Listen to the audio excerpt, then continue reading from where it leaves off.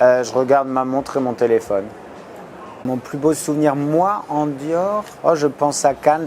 Il y avait un costume, je pourrais plus vous dire quand c'était, un costume bleu un peu pétrole comme ça, dont on avait relevé le col avec une broche à la place d'un nœud. Et ça, j'en ai un très beau souvenir. Et puis, lors de la montée des marches de Vortex aussi, il y avait eu sur cette semaine-là 2 tenues, dont un très fité noir comme ça que j'adorais. Voilà. Mais souvent, je suis content quand même.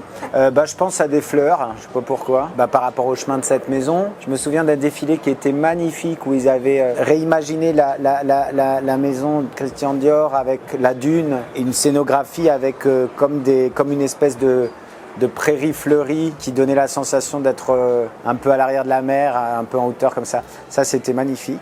Un peu le vêtement de travail, je dirais. Il y avait une très belle collection avec les voix de Pattinson qui évoquait des choses comme ça, avec une musique dingue. Le vêtement de travail, le vêtement artisan, le vêtement de couturier, de drapier. Et c'est aussi des choses que j'associe un peu à la maison. Forcément Tootsie, quand je faisais Catherine et Liliane, il y avait des choses que je trouvais dingues. Des silhouettes de costumes masculins dans la Novo Hollywood avec les films de Cassavetes dans les années 70, 80, tout début 80.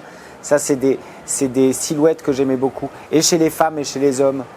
Chez les femmes, ces espèces de jupes comme ça, bottes cavalières, chemisiers. Et les gars avec souvent du dépareillé, petite veste, petits carreaux, petits trucs comme ça. En tout cas, c'est des silhouettes qui m'ont marqué. Comme dans E.T. par exemple, ou dans Spielberg, dans la fin des années 70-80.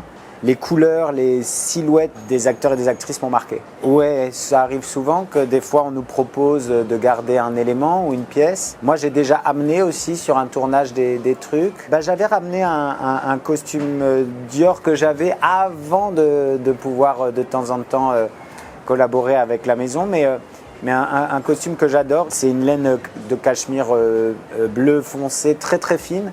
Et il tombe super bien, il tombe toujours sublimement bien.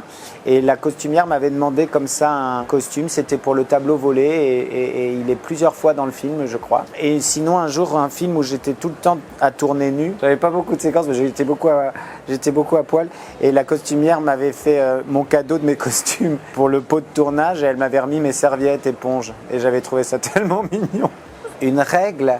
Non, ça serait plutôt de dérégler un peu les hommes sur le tapis, que la cravate ou le nœud papillon soit pas l'élément, en tout cas qu'il puisse y en avoir plus, qui fasse élégance quoi. Surtout que ces dernières années, on a quand même vu des looks un peu alternatifs vachement bien aussi. Et puis les femmes, tout est permis quoi, voilà.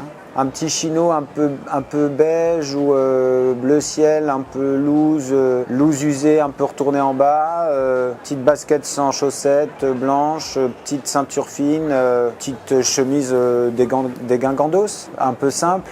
Je regarde ma montre et mon téléphone.